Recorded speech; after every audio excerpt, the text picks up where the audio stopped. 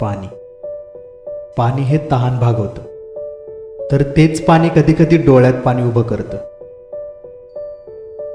पाणी नसेल तर गावाची अवस्था बिकट होऊन जाते.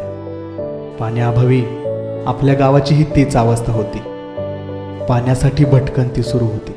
या गंभीर प्रश्नानं गाव हैराण होतं, परेशान होतं. पाण्यासाठी ऊन वारा पावसाची पर्वा न करता दूरपर्यंत पायपीट करावी लागत होती.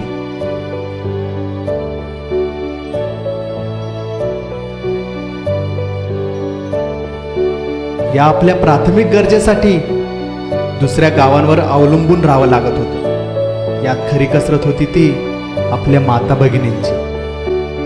डोक्यावर हांडा कळशी घेऊन पायपीट तर होतीच, पण बऱ्याच वेळा वाद होत होते. भांडणं टोकाला जात होती. घर सांभाळता सांभाळता या पाण्याचे हेलपाटे माता भगिनींना त्रासदायक ठरत होते. कधी संपणार होता हा त्रास? का असंच बिकट अवस्थेत जगावं लागणार होतं गावाला? पण नंदू पाटील निवडून आले, सरपंच झाले, अन आशा पल्लवित झाल्या.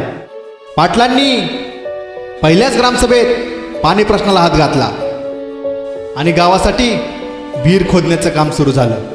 आणि दैवयोगाने विहिरीला भरपूर पाणी लागलं. नव्या जोमानं कामाला सुरुवात झाली, पण चांगल्या कामाला अडथळे फार.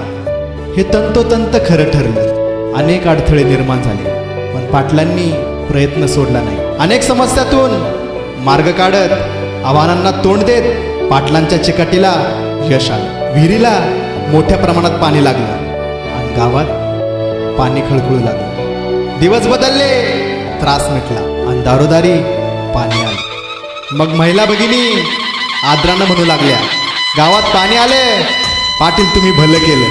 गावात पाणी आलं, पाटील तुम्ही भलं केलं.